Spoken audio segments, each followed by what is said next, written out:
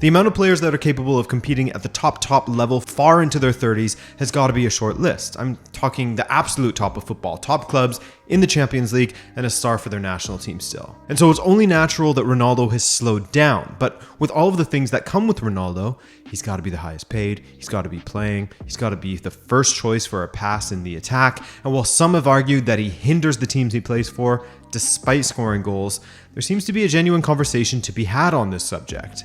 Hi, welcome to Rabona TV. For those of you who are new, I'm Adrian and welcome to the channel. To those who are regulars, thanks for coming back once again. I miss you. So, with all of the talk this summer about how Ronaldo doesn't fit into the plans of teams, how Ten Hag has benched him, and two poor displays for Portugal, we're going to talk about his place and whether he is still helping Portugal on the pitch or holding them back / hindering them alongside Fernando Santos. But before we get into that, a quick word of thanks to our sponsors who, hey man, they allow me to do this job. So shout out to OneFootball. Fellas, once you have OneFootball downloaded to your phone, you're going to want to go in and follow all of the teams and competitions or players that you care about.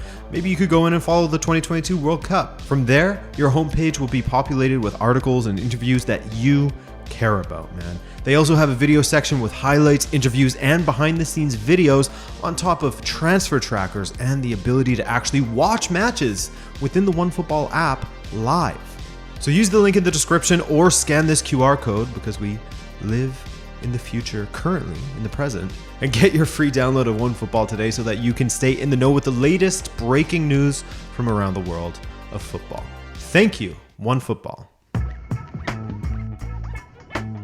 Let's start with this. I was a big fan of Ronaldo growing up. I was a kid when he signed with Manchester United. I watched him throughout his United career. I tracked his career progress as any child of Portuguese immigrants would do.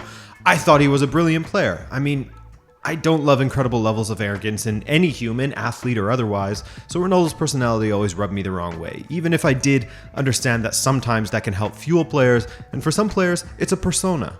But I mean, my opinion of him boiled down to this. I thought he was an incredible player, one of the best of all time, certainly top 2 of the players I've been lucky enough to watch in my lifetime while they are still active, of course. Absolute respect for his ability, his professionalism, how hard he works to be at peak fitness levels, and ultimately thankful for all of this because it gave us some ridiculous moments in football history. I mean, we were blessed watching the Messi and Ronaldo battles from 2011 onward, weren't we?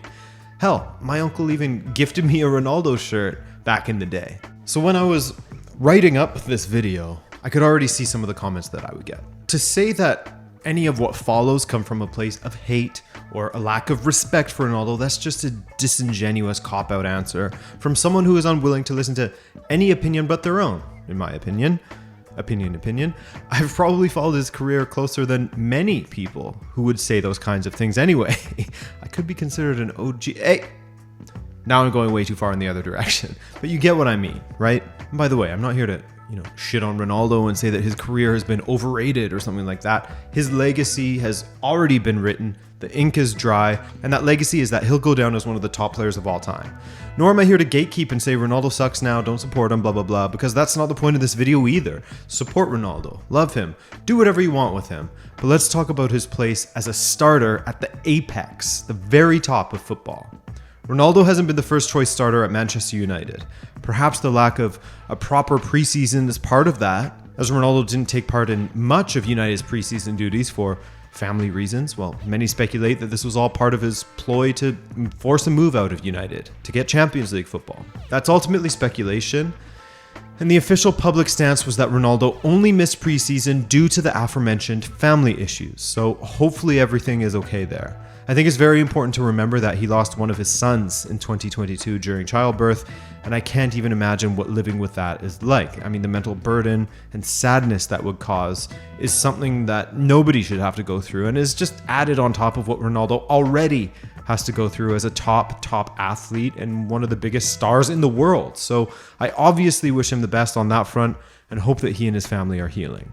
Yes, he continued last season, but grief works in very, very mysterious ways, and there can often be a lagging effect. You dive into work or what have you to distract yourself, and then there's downtime, and that's when it strikes. That could have been the case for him this summer. Who knows? But with that said, really awkward pivot here, I apologize. But while the mental aspect, of course, could be and probably is affecting him on the pitch, most of the question marks surrounding him are of the physical side of his game. He hasn't appeared very often for United, with just 207 minutes from 6 appearances. He started one match, a 4-0 loss against Brentford, and has since been relegated to the bench. United have won every single match in the Premier League since he has been returned to the bench. In the Europa League, he has started both matches, alluding to Ronaldo becoming a cup player for Ten Hag. I mean, they lost one match and won the other in the Europa League, with Ronaldo converting a penalty against Sheriff. When Ronaldo has appeared for Manchester United this season, he hasn't looked like the Ronaldo of old, because he is Ronaldo the Old now. Like Gandalf the Grey, he is Ronaldo the Old. All of the things that have hampered him while playing for United are the same things that we saw while playing for the Portuguese national team recently, by the way. His pace is the slowest we've seen in his career, meaning he can't get in behind defenders, and he certainly can't break past fast defenders, as his acceleration has taken a major hit. I mean, that's what 37 years of age, 20 of which played at the highest level in football, will do to a body. His speed over the first few steps just isn't quick enough anymore, and when he has a head start while making a run, we've gotten used to seeing defenders catch up to him. This was never really the case while he was in his prime, was it? But not only that, but he has been lingering on the ball far too long. Where he used to just require one quick touch to settle and another to lash it past the keeper, he is requiring an additional moment, which leads to him getting closed down by defenders and limiting his chances. On top of that, his control hasn't been what it was, and he tends to snatch at chances when they come. Naturally, with age, players have to change how they play. And as he moved more central, as he aged, he became more of a lethal forward and later a striker, given his incredible aerial ability. The common denominator for his success has been his physical ability. He is a freak of nature, and he takes care of himself better than most athletes in any athletic discipline can boast. But while he used to be able to outrun defenders, he can no longer outrun time, and we're starting to see that now with Ronaldo. We're starting to see a Ronaldo without one of the biggest advantages he had throughout his career, which was his physical condition. I won't criticize him much for how he played for United last season, as he scored goals even when they're in turmoil. His performances for Portugal recently, however, have been very, very different from what we had become used to. We'll get into how he is a burden, for lack of a better word, maybe not the best word, but it will do.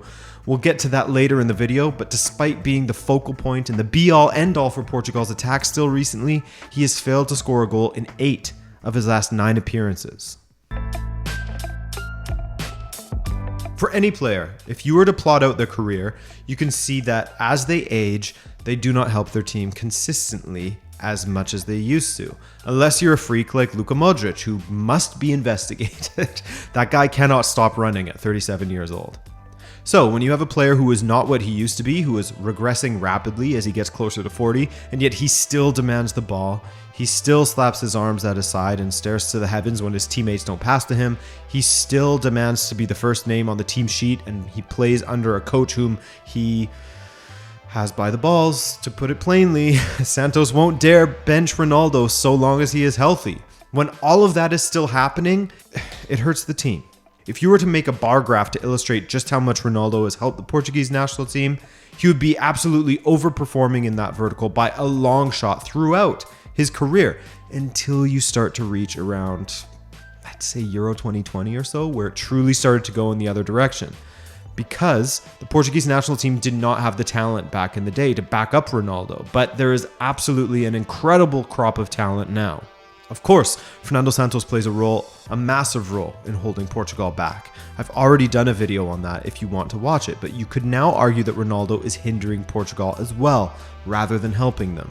There is so much talk and debate as to whether Ronaldo fits into certain systems that require pressing, etc. For people who write those claims off, who think that that's all BS and Ronaldo can fit in any system, maybe we should start listening, no? And with Portugal, the defense of having him in there all the time as the focal point was, well, who else will we play there? And of course, well, we can utilize his speed on the counter. Since Santos only knows how to play on the counter, it worked when Ronaldo was in his prime, kind of.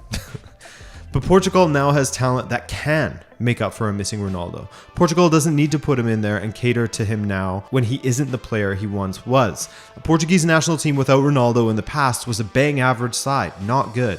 A Portuguese national team without Ronaldo in the present is an incredible side still. but continuing to play an aging icon is causing them more harm than good. At times it feels like there are just 10 players on the pitch. He's taking opportunities from players in two ways. The obvious way is that he is taking time from other players who are in much better form and much more mobile, yet his place is cemented no matter what condition or what kind of form he's in. And two, given the entirety of Portugal's attack is built around him, which was fine when he was in his prime, but now out of his prime, it leaves a lot to be desired and missed opportunities when there are better options on the pitch. I've spoken about this at length. Ronaldo isn't a man, he's a planet, and he has his own gravitational pull on the pitch.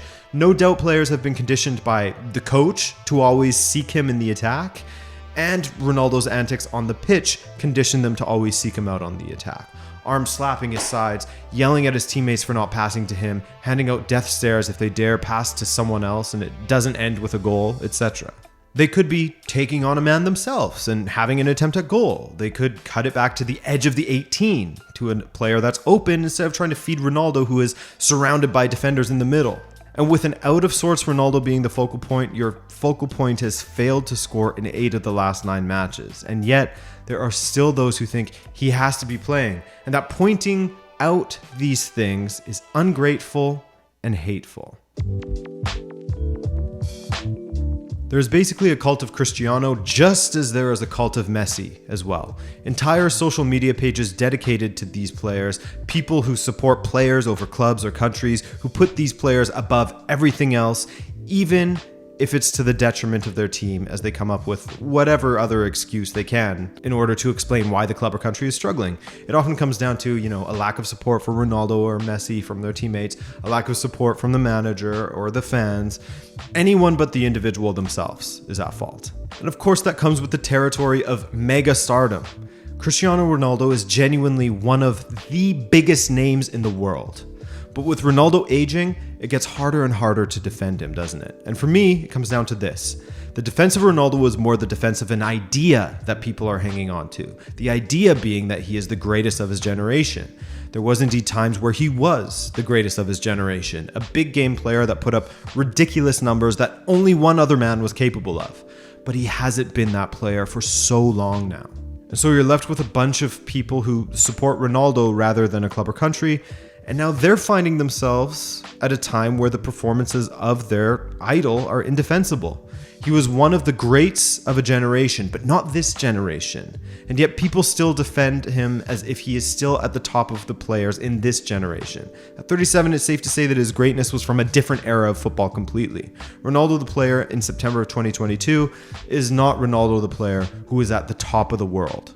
But then there is another type of supporter, the type who supports a club Ronaldo plays for, or even the country. And this is where it gets sticky. They feel indebted to him thanks to his past. And Portugal can absolutely thank him for some of the great things he has done for Portuguese football in the past. But once you blindly defend him no matter the form or condition he is in, and you insist that he must play, even if it's to the detriment of his own club or country, that's when you get into the fanatical territory. And so the whole "you show no respect for a great" narrative is a tired tactic used by people who need to reassess his situation now at 37 and be honest with themselves. Again, are you holding on to Ronaldo because you think that he is the best option for Portugal or his club with the other players that are available and in better form? Does he fit into the tactics of most modern football teams who have moved away from this single striker, target man, whatever Ronaldo is, who can't run in behind anymore due to a loss of pace and acceleration? Or are you just unwilling to move away from this past version of Ronaldo that doesn't exist anymore, this idea of Ronaldo from the past that isn't representative of him in the present? Unwilling to face the fact that a player you have been supporting for years, maybe even decades, will be moving on soon? That an entire era of football is coming to an end very soon. I can sympathize with that. It sucks seeing your idols retire. I can see it perfectly in my mind's eye. Manuel Rui Costa's number goes up on the board as we're 2-0 up against Vitória Setúbal. We got another goal, by the way, to make it 3. Hell yeah. He, of course, gets surrounded by his teammates and even his opponents to commemorate his career before walking off of the pitch. And by the way, for the Benfiquistas out there, he was replaced by Binha. You remember that? That's an interesting throwback. Binha. So I get it. It's hard to let go of, just as it's hard for any professional to let go of their career, or at the very least, let go of their national team career. As you guys aren't all Portuguese, let alone probably don't follow the Portuguese Football Awards, you may not have seen this moment, but it was a massive one. By the way, I'm sure people will say, you aren't Portuguese either, you're Canadian. And you're right, I am Canadian, but given my parents are Portuguese, I followed this quite closely. So, at the annual Portuguese Football Awards called the Gala Quinas de Ouro, Ronaldo was of course given an award for becoming the top goal scorer at the international level in the men's side, while another attendee was awarded as well, Portugal's Ricardinho, a futsal legend. In some ways, you could say that Ricardinho is the Ronaldo equivalent of futsal. Both are 37 years old, both were at the absolute top of their sport for a long time, both have won major international trophies for their country. In fact, Portugal are the current world champions, thanks in part to Ricardinho. But where they differ is that one has retired from the Portuguese national team. While he was at the podium speaking at the gala, Ricardinho said, quote, "I always gave my best. After the decision to step aside for the younger ones to take a step forward, I feel it was a right step after this achievement. I'm proud to have been part of this family." Clearly, the director of the show was feeling cheeky, as when Ricardinho said that, he stepped aside so that the younger generation could step forward. When he said that, they switched the camera to one that was watching Ronaldo, as you can see here. In that same night, Ronaldo basically said, well, not the opposite, but something close to the opposite of Ricardinho said, as he said, quote, "I'm in a national team with a lot of young players with extraordinary futures. Obviously, I still want to be a part of it, at the World Cup, and at the Euro as well. I can admit that already. I am happy. I confess that I was missing the feeling of receiving a prize." I mean, that says it all, doesn't it? For Ronaldo, it's Ronaldo before everyone else. For Ricardinho, he could have kept on playing. He could have put Ricardinho before everyone else, but he put everyone else before him. Ricardinho fully understands that, yes, he is probably Portugal's most talented and successful player of all time in futsal, but there is a certain point where you go from still delivering value to your team to taking the place of another talent while you sometimes struggle on the pitch. You go from adding value with goals and assists to hindering the opportunities for others who are the future and could benefit from cutting their teeth with the national team now while they're in great form. But instead, this next generation will take that great form and sit on the bench or get garbage minutes because the national team manager would never dare to bench a former great. There's no guarantee that they'll get another opportunity. Yes, they're on a great trajectory.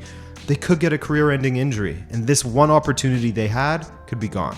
By the way, I do believe that Ronaldo can still score goals and be an effective player for teams. Of course he can. If he can find his finish again, which he hasn't so far this season, then I believe he is now a player that is good for about 15 to 20 goals a season, somewhere in that range, depending on the competition he's playing in, of course. Hell, he'll probably still score goals for Portugal as well, but you have to ask yourself, is the overall performance of Portugal taking a hit just to cater one player? By the way, I don't think he should retire from the national team. I think Ronaldo as a super sub is an incredible ace up the sleeve, and he can absolutely still provide the Portuguese national team with a goal threat late in a match, and of course, with his leadership in the dressing room. Ronaldo isn't one of my favorite players, but like I said, I absolutely respect what he achieved on the football pitch. It brings me no pleasure to see some of my favorite players fall out of favor or not get the playing time that I personally would like to see them get. But what's best for the club or national team should be the only thing guiding decisions. And people who support their club or their country more so than they support an individual will understand that. The pursuit of goals records at the expense of your team's overall play is not what's best for your team. It's not important to try to draw out this greatest player in the world debate even longer because one of these greats happens to be from your own country. So again, guys, don't stop supporting Ronaldo however you see fit. That's not my business nor my place to tell you how to do so. Keep giving him your love, as no doubt what happened in his personal life, coupled with his poor form on the pitch and coming to terms with his football career starting to wind down. I mean, that's really difficult to cope with, I'm sure. But support him with the understanding that nobody is owed minutes on the pitch, nobody's career could last forever, and what you've done in the past can only provide you with so much goodwill if you fail to deliver it in the present. So again, that's not to say that Ronaldo has to retire. He can still be an incredibly effective player in the right circumstances, but it does indeed feel like in 2022, the era has started to come to an end. Thanks for watching this video that turned out to be way longer than I expected.